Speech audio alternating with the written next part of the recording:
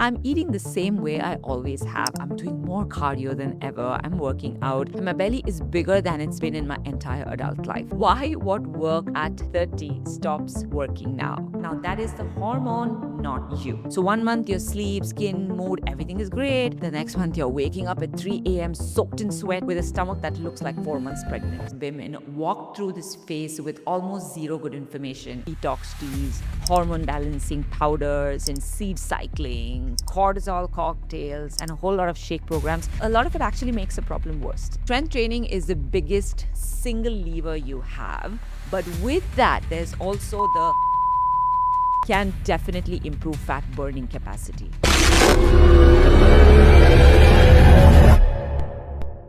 Almost every woman over 38 in a fitness conversation says some version of the same thing.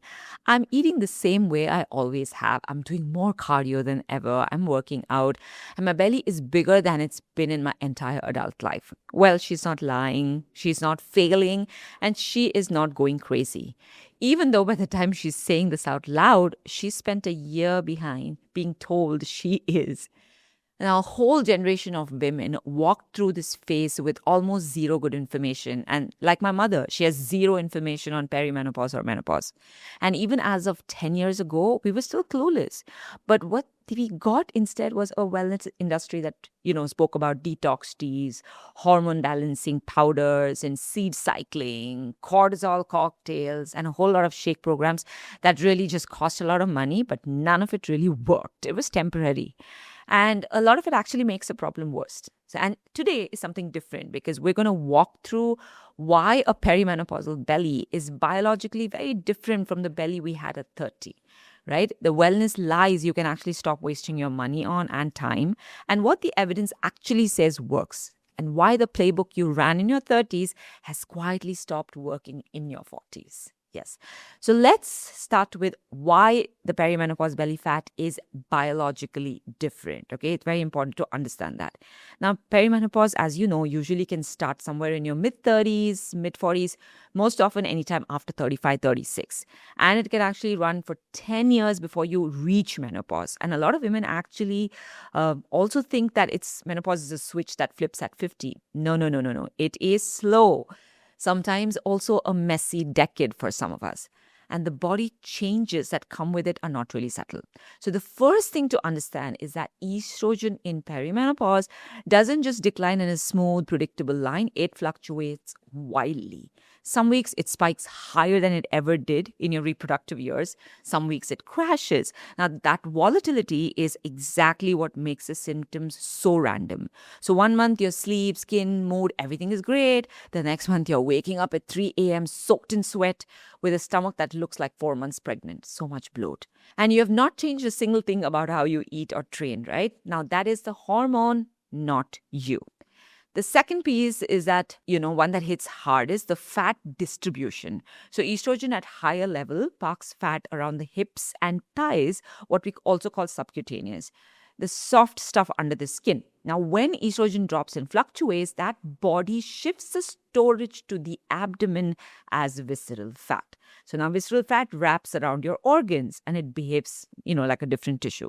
It's metabolically active and pumps out a lot of inflammatory signals, driving insulin resistance. The belly you are seeing in perimenopause responds differently from the bloat you used to just wear after a weekend at 25, right? Then there is cortisol. Estrogen normally buffers your stress response. As it becomes unreliable, the same thing, Monday morning, same teenagers, same deadlines, produce basically bigger cortisol spike than it would have, a decade ago. And cortisol again drives visceral fat storage in a fairly different way. So you feel more frazzled, you sleep worse, your body stores more belly fat in response, which is a closed loop. That's a brutal to be inside of, right? And insulin sensitivity just drops. Now, the same bowl of rice will just land differently. Your carb tolerance changes. You don't need to be really doing anything different, but you still feel different. And your body has just become less able to handle the same input. Now you layer on the sleep fragmentation and the night sweats and the anxiety that pulls you out of your REM sleep. That's happening to me now.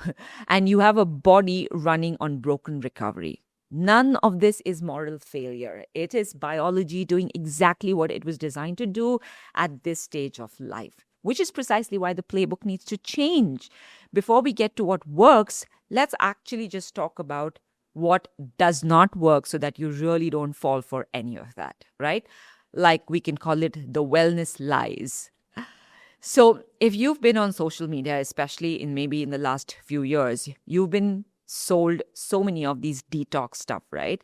There's detox, there are different types of teas, there is cleanses, there are juice protocols, the 10-day resets, anything that markets itself as flushing toxins. Honestly, your liver and kidneys do exactly that, and it does it for free. So, you don't need any of these detoxes. And a bag of dried herbs really can't do it better. So, what these protocols actually do is put you in a steep short term calorie deficit. It can drain your water weight and give you the illusion of progress for 10 days before your body actually rebounds. So, the waist goes down by an inch on day 7 and is back by day 14. And you've trained yourself to associate weight loss with restriction. Wrong. Hormone balancing supplements are actually the next category now. The pill that rebalances your hormones. There is literally nothing like that. It's just making a claim that even medical grade HRT can't honestly make. Your hormones respond to medication, it responds to sleep and training and nutrition, all of that.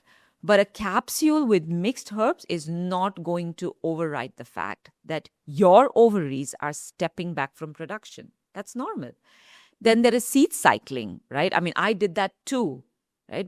But it could work. But the idea is that eating certain seeds in certain phases of your cycle can balance estrogen and progesterone, right? But there is really no clinical evidence for this. It's almost close to zero. The seeds themselves are great. Flax and pumpkin and sesame, they're all fantastic food. Eat them. But you need to stop expecting that a teaspoon of ground flax to do what your endocrine system is built to do, right? Then there are all these cortisol detox products, the herbal metabolism boosters, the expensive shake and cleanse programs, all sit in the same bin. The adrenaline fatigue isn't recognized by endocrinologists. Nothing you swallow will boost your metabolism in the same sustainable way, right? So it's you can't just smuggle this in the meal plan that puts you into a deficit. No. And then just asks you to walk 30 minutes a day. It just doesn't work like that. That's not the protocol. Restrictive elimination diets are the category that bothers me the most because they just come dressed as wellness, cut this and cut that, the gluten and the dairy and the sugar and the fruit and the grains. But honestly, a woman in perimenopause already has an unstable nervous system and a shifting relationship with food also. So stripping out half the diet on the suspicion that food is going to be causing all the inflammation will leave you underfed, underprotein, underfiber, and anxious about every meal, and then, of course, binging on the weekend. Now, some women, of course, do have real intolerances, but most don't, right? And if you do suspect one, just work with the doctor or a registered dietitian and do not just fall for some social media protocol that has been told to you, right? Now, let's go into talking about what does evidence actually say, right? The most important part of this talk. Now, what actually works? Number one, now strength training is the biggest single lever you have. But with that, there's also the zone 2 work and a little bit of sprint work. And let's detail it. Let's start with strength training. 3 to 4 sessions a week of real resistance work with weights heavy enough that the last 2 reps actually feel hard, right? It's doing more for your perimenopausal body than any other single intervention. It rebuilds the muscle that estrogen is no longer protecting for you, improves insulin sensitivity, loads the bone. Now that matters enormously because bone density falls really fast when estrogen drops. And it changes your body composition even when the scale doesn't move. So women in their 40s routinely hold the same weight for 6 months and walk out a completely different shape, right? Now, the Indian context is worth flagging. Yoga and walking are actually the default movement for most women in their 40s in this country. And they are wonderful additions, but they're not a replacement for lifting. So if you've not picked up a weight in the last decade, this is a change that will pay you the most. But again, don't stop the walking or any zone 2 lower intensity conversational pace work, because zone 2 work on the bike or walk or any other cardio machine can be the metabolic foundation you also need, right? So 2 to 4 sessions a week, minimum 30, max 60 minutes, especially in the perimenopausal phase, can definitely improve fat burning capacity, right? It can also help you better insulin sensitivity, mitochondrial function, build a good aerobic base, which will also support your cardiovascular health. So many women notice that during perimenopause, they become like fit but tired, strong, capable, but always feeling fatigued. Here, zone 2 can actually help a lot more in building that aerobic capacity without adding any excessive stress. So figure out, what kind of zone 2 works for you, which format, and exactly what zone 2 is, where your heart rate needs to be. Talk to your coach on how to incorporate, right? And last but not least, add sprint intervals at least once a week into your routine. Now, this means it could be 6 to 8 rounds of, let's say, 20-second sprint on the treadmill or hill sprint, 15-20-second bike sprint and 90 seconds going slow, or rowing sprint. That's it, just 6 to 8 rounds. This because as estrogen declines, women often experience, your reduction in your VO2 max, the power output, the explosiveness, the fast twitch muscle fiber, they all start declining. So VO2 is just your body's ability to take in and use the oxygen during exercise. Now, this automatically declines with age and trends downwards through perimenopause and menopause transition. It's that feeling where you say, my fitness is still there, but I'm feeling so hard to access it.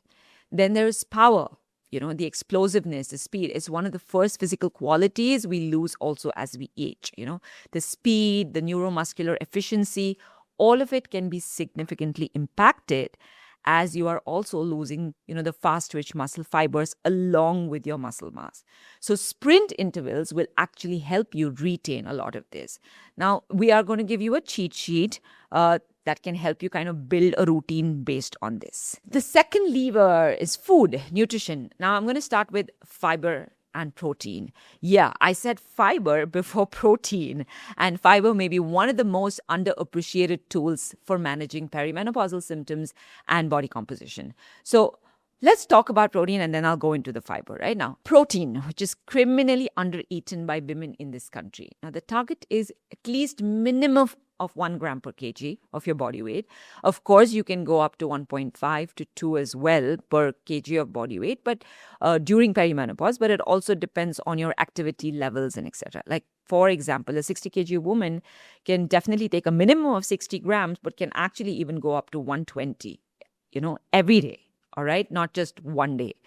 Then, okay, let's talk about food now, like Indian breakfast, for example. Now, a small bowl of poha or 2 idlis or a toast with your chai, they're all just under 10 grams. Okay, then there's lunch, roti and sabzi and dal. But by the time you've reached dinner, you are actually trying to cram another 60, 80 grams of protein into one meal. Now, that's not going to work.